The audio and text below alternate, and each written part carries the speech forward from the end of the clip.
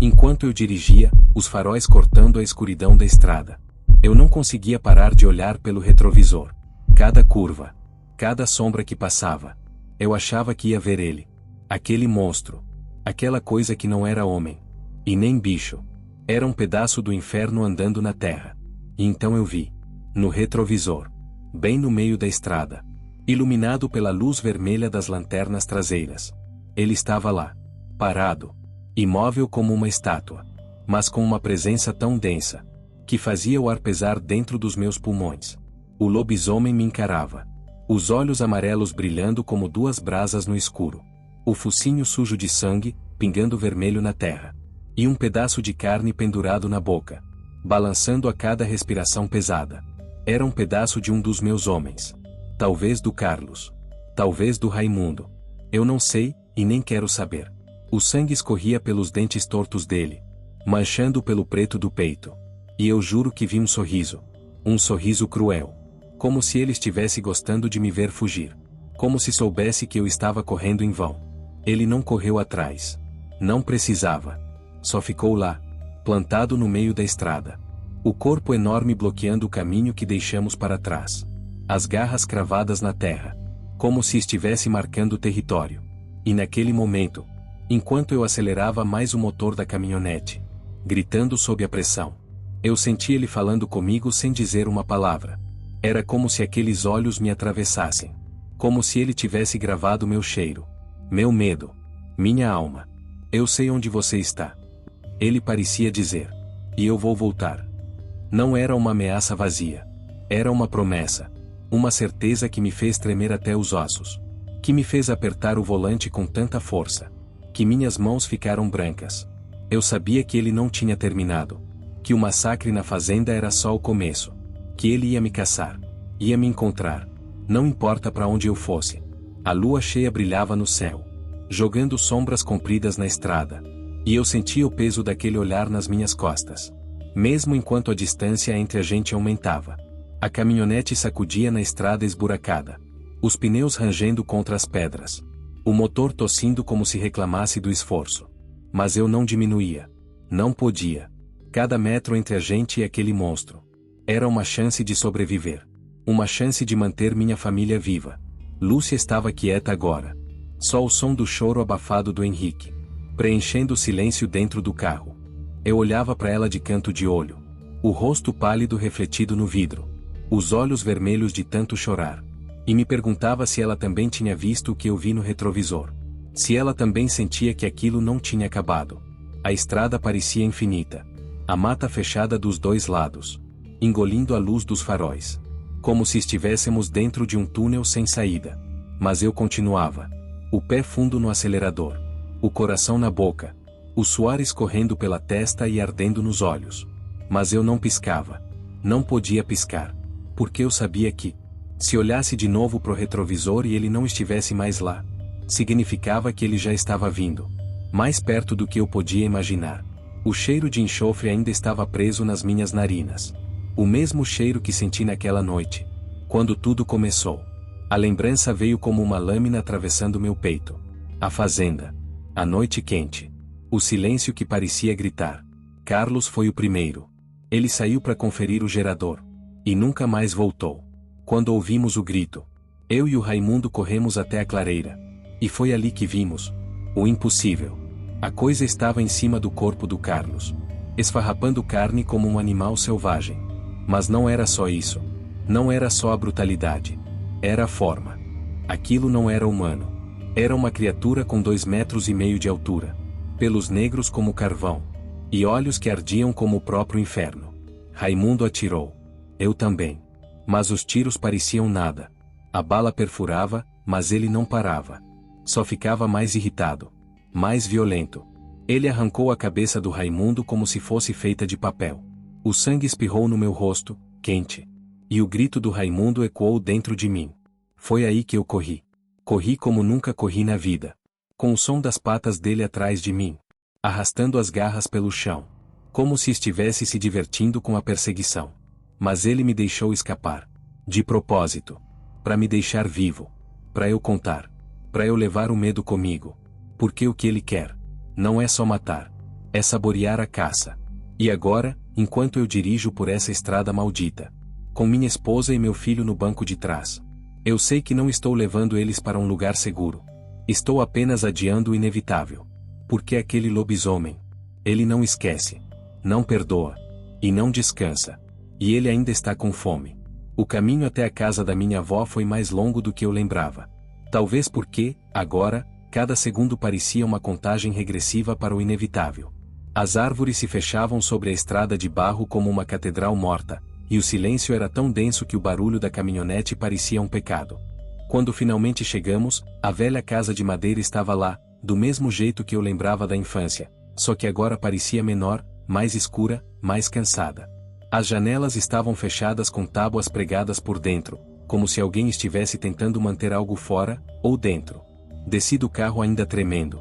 Helena saiu devagar, os olhos varrendo o mato em volta, e segurava forte a mão do Lucas, que não dizia uma palavra desde o incidente na cidade. Ele apenas olhava fixo para a varanda da casa, onde a porta rangia com o vento mesmo estando fechada. Entra rápido. Eu disse, com a voz seca, como se cada palavra me custasse um pedaço de coragem. Lá dentro, o cheiro de mofo, madeira podre e coisas antigas era sufocante. Acendi a luz da sala, só uma das lâmpadas funcionava, e mesmo assim, piscava como se estivesse morrendo. Helena olhou para mim, os olhos cheios de perguntas que ela não fazia mais. Lucas se sentou no sofá de couro velho, abraçado a um cobertor, sem tirar os olhos da porta. Naquela noite, o sono não veio.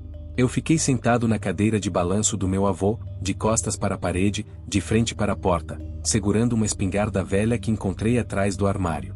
Nem sei se ainda funcionava. Mas era melhor do que nada. Lá fora, a floresta parecia respirar. Galhos estalavam. O vento gemia como gente. E a lua cheia surgia por entre as árvores, redonda e branca, iluminando tudo com aquele brilho maldito que me fazia lembrar do retrovisor, do focinho ensanguentado, dos olhos como brasas vivas. Por volta das 3 da manhã, ouvi os passos. Primeiro, lentos. Depois, mais próximos. Como se quem estivesse lá fora não tivesse pressa. Como se soubesse exatamente onde a gente estava. Helena se encolheu com Lucas no quarto. Eu travei a respiração. As tábuas da varanda rangeram. E então, o baque surdo de algo arranhando a parede de madeira. Me levantei com a espingarda trêmula nas mãos, o suor escorrendo pela testa. Cada fibra do meu corpo gritava para eu não abrir a porta. Mas era tarde demais. Uma das janelas estourou com um estrondo seco. Os estilhaços voaram pela sala. Um braço enorme, coberto de pelos escuros e garras curvas, entrou pela fresta e começou a rasgar as tábuas de dentro. Eu atirei. O estampido ecoou pela casa, mas não sei se acertei. O grito da criatura foi um urro gutural, como um trovão saindo da garganta do próprio inferno. Corri até o quarto e gritei. Saímos pela cozinha. Agora. Helena já estava com Lucas no colo, o rosto coberto de lágrimas. A porta dos fundos cedeu com facilidade, e saímos correndo pela mata, sem pensar, sem olhar para trás. A floresta nos engoliu como um oceano de sombras. Galhos cortavam nossos rostos, espinhos rasgavam as roupas, mas não podíamos parar. O som da criatura atrás de nós era impossível de ignorar. Passos pesados. Respiração feroz. E de tempos em tempos, aquele rosnado, como se ele estivesse sorrindo. Lucas tropeçou e caiu. Eu o ergui no colo, sentindo o coração explodir no peito. A poucos metros adiante, encontramos um buraco na base de um barranco, uma pequena gruta escura escondida entre as raízes de uma árvore velha. Me enfiei lá com eles, cobrindo a entrada com galhos e folhas, tentando abafar até o som da nossa respiração. Lá dentro, só o escuro e o cheiro de terra úmida. Lá fora, o silêncio. Mas não era o silêncio normal da floresta. Era um silêncio forçado. Artificial. Como se tudo tivesse parado para não incomodar o predador. Eu sentia ele. Sentia a presença. Sentia o calor do seu fôlego misturado ao cheiro de sangue. Helena tremia, abraçada ao filho, os olhos arregalados no escuro. E eu, coberto de suor e terra, com os músculos travados de tensão, só conseguia pensar em uma coisa. Ele sabia que estávamos ali. Mas ele não atacou. Não entrou. Não quebrou tudo como antes. Ele só passou. Lento. Arrastando as garras nas pedras. Assoviando um som baixo, como se fosse um aviso. Uma promessa. Ficamos naquela gruta até o amanhecer. O tempo parecia ter se congelado, mas o corpo doía como se anos tivessem passado. Quando os primeiros raios de sol tocaram a floresta, saí com cautela. Nada. Nem sinal da criatura. Nem rastros. Nem cheiro. Helena estava pálida, e Lucas dormia com a cabeça no colo dela. Eu os ajudei a voltar para casa, ou o que sobrou dela. A sala estava destruída. As tábuas da janela arrancadas. A porta da frente pendia de uma dobradiça quebrada. E a espingarda, bom, ela não serviria mais para nada. Passei o dia tentando me convencer de que aquilo tudo ainda podia ter alguma explicação racional. Um urso, talvez? Um ataque de animal selvagem? Mas no fundo eu sabia, isso era muito maior. Foi no fim da tarde, enquanto eu limpava o sangue seco da varanda, que ouvi o som de um motor velho se aproximando. Um caminhão carregado de lenha parou na beira da estrada de terra. Dele desceu um homem alto, magro, de roupas gastas e chapéu de aba larga. Tinha a pele curtida pelo sol e um olhar que me atravessava como faca quente. Você é neto da dona Zilda? Ele perguntou, com uma voz rouca e pesada. Sou, sim. E o senhor é? Ele olhou para casa, depois pro mato, depois fixou os olhos nos meus. Me chamam de seu Norberto. Eu, vim avisar. Avisar o quê? Perguntei, já sentindo o estômago virar. Que vocês não deviam estar aqui. Helena apareceu na porta, segurando Lucas no colo. Norberto tirou o chapéu ao vê-los, como quem respeita a dor de alguém. Já começou, né? Ele murmurou. O cheiro dele tá por toda parte. O senhor sabe o que é aquilo? Perguntei, me aproximando. Aquilo é um bicho? É gente? É o quê? Norberto suspirou, puxou um cantil de dentro do casaco e tomou um gole antes de responder. Não é bicho. E não é gente também. É maldição. É coisa antiga. Da época em que essa terra ainda chorava sangue. O que persegue vocês, é o último dos filhos da lua. Filhos da lua? Repeti, sentindo um arrepio na espinha. Tem gente que chama de lobisomem. Mas isso é nome bonito. O que ronda por aqui é pior do que qualquer história de fogueira. Ele se aproximou da varanda, agachou-se perto dos arranhões deixados na parede da casa e tocou de leve com os dedos calejados. Ele marcou vocês. Isso aqui, isso é assinatura. Ele não vai parar. E como a gente mata essa coisa? Perguntei, sentindo a raiva ferver por cima do medo. Norberto riu. Um riso seco, sem alegria. Matar? Não se mata o que nunca morreu direito. O que você pode fazer, é correr. Ou, aceitar. Aceitar? Repeti, confuso. Ele se levantou, me encarando com um olhar sombrio. Seu avô sabia. Dona Zilda também. Eles vieram para essa terra fugindo, mas esqueceram de avisar que certas dívidas não vencem com o tempo. E agora, parece que chegou sua hora de pagar. Aquilo me atingiu como um soco. Meus avós? Envolvidos com aquilo? Que tipo de dívida? Perguntei, quase sem fôlego. Mas Norberto já se virava, voltando pro caminhão. Não sou eu quem vai contar. Vai procurar pela dona Sebastiana, na beira do Rio Preto. Ela sabe mais do que qualquer um vivo hoje. Mas vá logo. Porque se a lua cheia vier de novo, e você ainda estiver aqui... Ele parou na beira da estrada, me olhando por cima do ombro. A próxima marca não vai ser na parede. E então entrou no caminhão e foi embora, sumindo na poeira laranja da estrada. Fiquei ali parado, o som das palavras dele ecoando na minha cabeça. A próxima marca não vai ser na parede. À noite, depois que Helena e Lucas dormiram, fui até o quarto dos meus avós. Vasculhei gavetas, caixas antigas, armários. Encontrei fotos amareladas, cartas, um diário velho da minha avó. Mas o que me gelou até os ossos foi o que achei no fundo de uma caixa de madeira trancada, um envelope com meu nome. Dentro, havia uma carta escrita à mão pela minha avó, e uma medalha de prata manchada com algo que parecia sangue seco. Na manhã seguinte, saí antes do sol nascer. Helena implorou para eu não ir, mas eu sabia que precisava entender o que estava acontecendo, e quem era eu nessa história toda. Peguei o carro velho do meu avô e dirigi por quase 2 horas por estradas de barro, até que os sinais de civilização sumiram. A única coisa que me guiava era a lembrança do que Norberto disse, Dona Sebastiana. Beira do Rio Preto. Depois de mais um tempo, vi uma trilha estreita de terra batida que levava até uma cabana de madeira, quase engolida pela vegetação. Um moinho quebrado girava de vez em quando com o vento, rangendo como se chorasse. Quando bati na porta, ela se abriu sozinha, rangendo devagar. Entra logo, antes que o cheiro do mato te denuncie, disse uma voz rouca lá de dentro. Entrei com o coração disparado.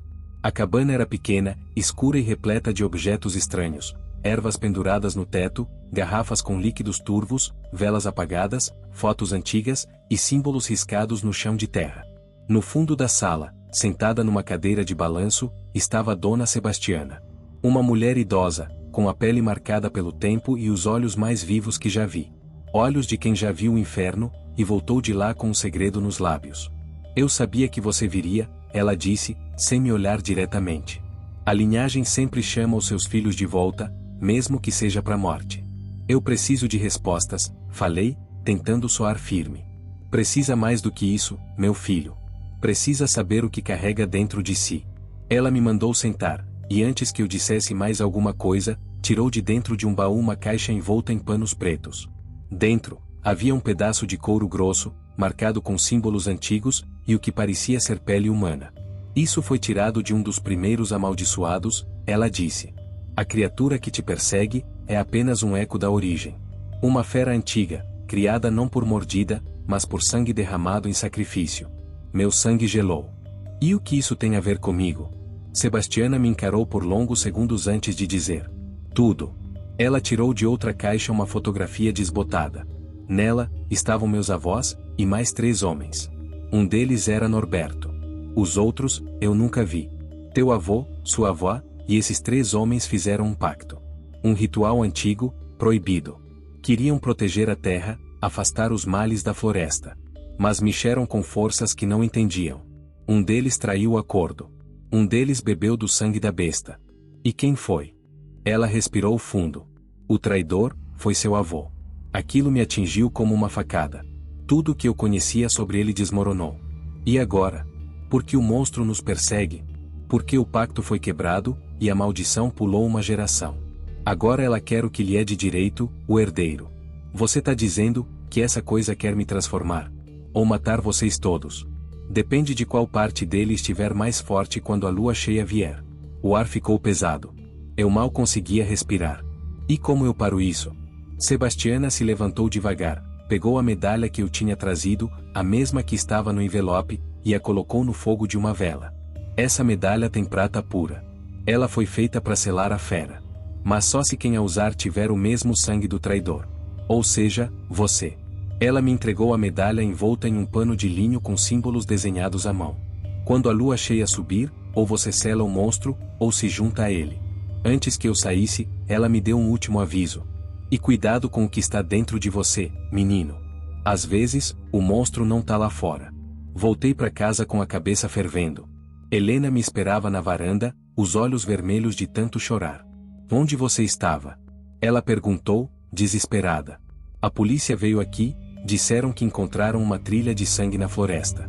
Que talvez a criatura tenha voltado. A criatura nunca foi embora, respondi. E ela tá vindo atrás da gente. Expliquei tudo que Dona Sebastiana contou. A maldição. O pacto. O sangue herdado. Helena tentou entender, mas era difícil aceitar que estávamos vivendo algo digno de um pesadelo antigo. Naquela noite, trancamos todas as portas, cobrimos as janelas e deixamos as luzes apagadas. Eu amarrei a medalha de prata no pescoço, sentindo a pele arder levemente onde ela encostava. Era como se o objeto já soubesse que algo dentro de mim estava prestes a despertar. O silêncio da noite foi interrompido por um uivo distante. Agudo. Feroz. E não era um lobo comum. Era ele. Peguei a espingarda do meu avô, que estava guardada no sótão, e pedi para Helena ficar no quarto com minha mãe. Eu precisava encarar aquilo.